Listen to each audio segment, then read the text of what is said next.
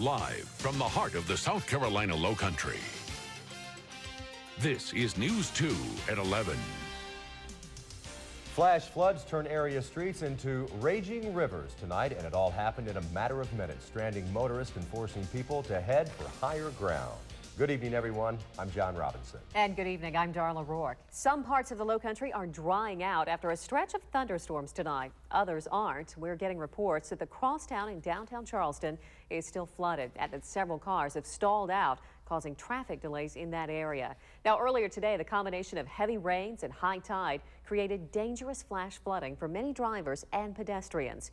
Our Storm Team 2 team coverage begins with Andy Pierrotti, who spent the afternoon surfing the streets. Residents I talked to say it's some of the worst flooding they've ever seen downtown, even comparing the rain to tropical storm proportion, and even worse. Even when we had Hugo, the water didn't come up over the curbs here. This is higher than Hugo.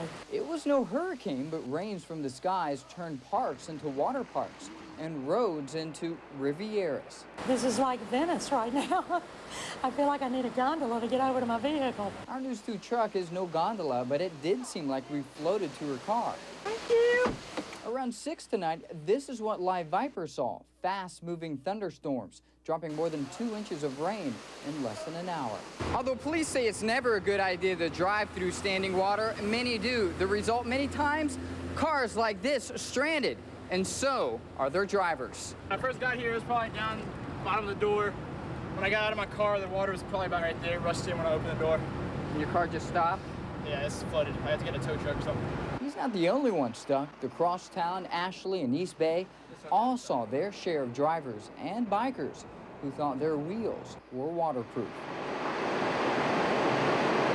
High tide hit about rush hour during the downpours. To prevent your car from getting flooded out on the way home, you may want to check out the tides if you live or work near the water. Now back to you. All right, Andy, thank you. Well, the storm system seemed to come literally out of nowhere, dousing the Lowcountry with several inches of rain in seemingly no time at all. Storm Team 2 Chief Meteorologist Rob Fowler continues our team coverage tonight. And Rob, it's pretty cool. Viper has the power to look back as that system made its way through the area, and what it shows really is quite impressive. Yeah, it really was, John. In fact, as you saw in Andy's report there, we kind of put Viper to tape and showed you what it looked like as these storms rumbled on through. But the question you may be asking, what happened tonight? Well, let's break it down to you this way. A lot of things came into play. We had a slow-moving front moving from the north to the south that helps to lift the air. That creates the clouds. That creates those thunderstorms. We also have light winds in the atmosphere, meaning these storms don't move very quickly. If you have stronger winds, faster winds, these storms will roll in and out. That did not happen today when the storms got here. They kind of sat over the same area for quite a while. And you throw in the fact that the heaviest rain happened about the time of high tide tonight, which was just before 7 o'clock. And keep in mind now, we've got a full moon coming up, and typically when you have a full moon, you can have higher than normal tides. So the tide tonight was 6.8 feet. Downtown Charleston roughly 7 feet above sea level, so it doesn't take much for downtown to flood, even when it's not raining. But when you add the rain in there, obviously that is the problem. Speaking of rain, let's go to Storm Team 2. Live Viper also has the capability now of detailing how much rain has fallen. I want to zoom in on a couple of areas for you. Number one, right over the peninsula into Mount Pleasant. This area, according to Viper, saw as much as 4 to 6 inches of rain. In fact, we have an 8-inch rainfall total up around Allendale, McClellanville. Over the peninsula, about 6 inches. Again, Viper can look inside of the storm and guesstimate exactly how much rain has fallen. Officially here in Mount Pleasant, we picked up 2 inches at Channel 2, but we do know there were some areas that got a lot more than that, as you can see, according to the Viper rainfall totals. The big question is, will it happen again tomorrow? We'll let you know in the full forecast, John, coming up in just a few moments. All right, Rob, we'll see you then. Now, you can certainly track weather along with us by heading to our website, counton2.com.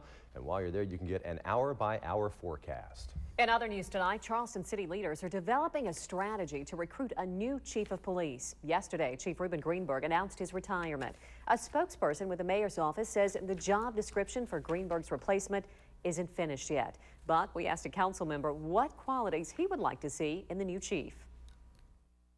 If it were my decision, which it's not, if it were my decision, I would like to think that we would have someone surely with Southern roots, because I think the regional issues that we deal with are a little bit unique. Mayor Riley will select Greenberg's replacement, and that process could take about 6 months. Now, we are still getting a lot of responses from you about Chief Greenberg's retirement. Tom Lufkin writes, the city and citizens of Charleston owe a debt of gratitude to Chief Greenberg. He created a peaceful and relatively crime-free city by working with the policemen and gaining their trust and confidence. His outstanding accomplishments far outweigh any controversial actions. And another viewer writes, the chief has done a great job overall. We've seen a great deal of positive changes since he became our chief. Keep sending us your opinions and we will keep airing them. Just head to our website, count2.com. City officials are one step closer to making a major change to the Marion Square Shopping Center downtown. Tonight, the City of Charleston Planning Commission approved a rezoning request for the shopping center on King and Calhoun Streets.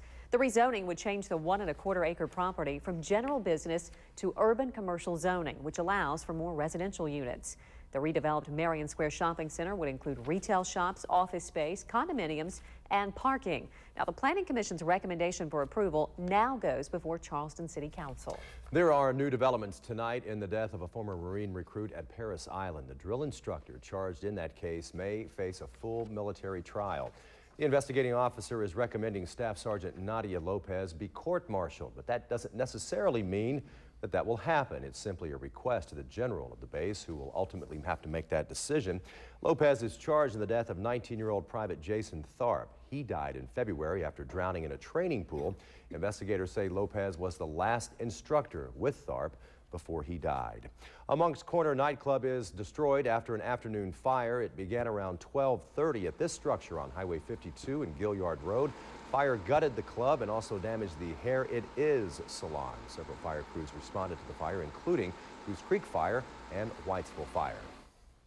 We're lucky enough that we have guys that work in other fire departments that during the time that they're off, they're hanging out at the station.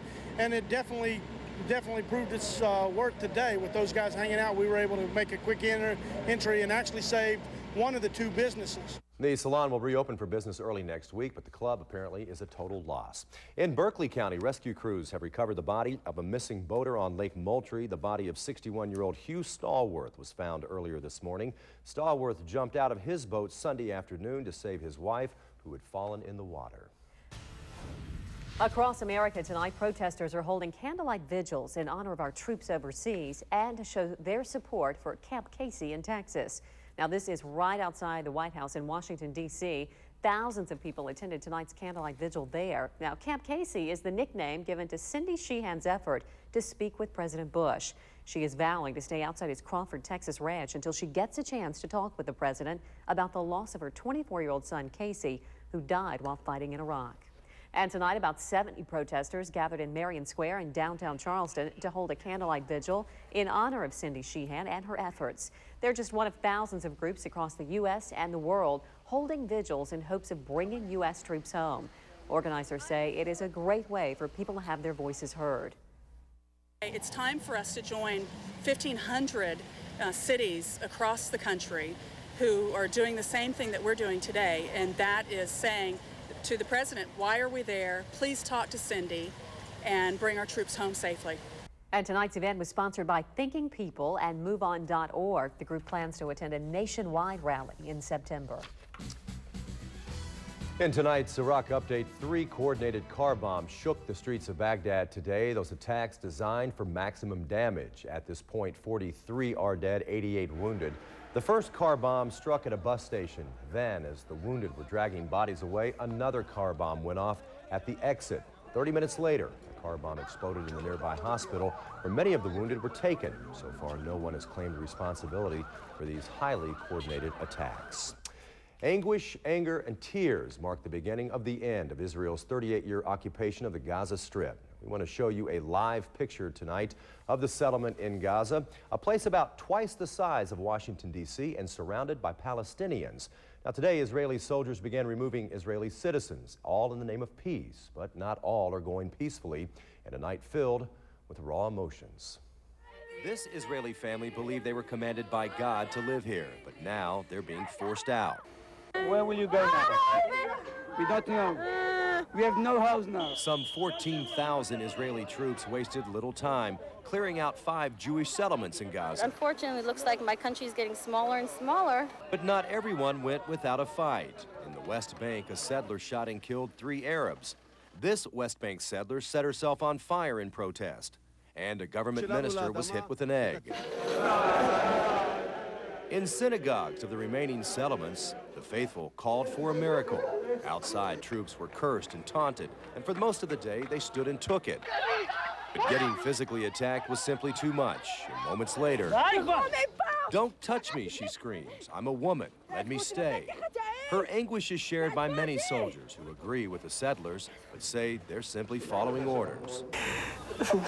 Here, a soldier comforts a sobbing settler. Then the soldier breaks down in tears and collapses. Now the settler confronts the soldier. They're old friends. It's a nation torn and in pain, and there's little comfort as they begin a new life somewhere else.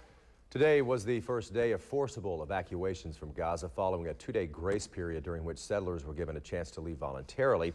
The withdrawal is said to be moving faster than expected, but is still far from being completed. And still to come on News 2 at 11, a nationwide effort is underway to make your child's school vending machine healthier. Need to be setting better examples, and schools need to be practicing what they preach in their health classes. Coming up, a closer look at the new school beverage guidelines and how schools can get in on these changes. Plus, if you missed any of the opening celebrations for the Arthur Ravenel Jr. Bridge, we've got some very good news for you. How you can catch the amazing fireworks show and the bridge dedication again from the comfort of your own living room. That and more coming up after Rob's forecast. This is Storm Team 2 weather with Chief Meteorologist Rob Fowler. Well, downtown has the crosstown. Mount Pleasant has Coleman Boulevard near Moultrie Middle School. If you've ever driven down this road in a heavy rain, you know it also has a tendency to flood. Look at that whirlpool that is, as the water was trying to be sucked into the drain. These cars driving right through, slowing down hopefully and taking it easy on those wet roads. We had over 2 inches of rain falling very quickly here east of the Cooper. Well, the forecast for tonight continues to show a chance of rain. Not much going on though now. Some fog, 75 inland, 79 along the beaches. Tomorrow I think we'll see a little cooler weather. We also will see some more showers and thunderstorms, and just like today, some of these could be heavy and they could be slow moving. Easterly wind at 5 to 10 miles per hour. For tomorrow night, a lingering shower or thunderstorm. Temperatures between 74 inland and 78 near the water. It's clear though now, 77 degrees, humidity 94%. The wind is calm. That means we've got good fog making conditions going on as we speak. Take a look at Storm Team 2 Live Viper. It's been very busy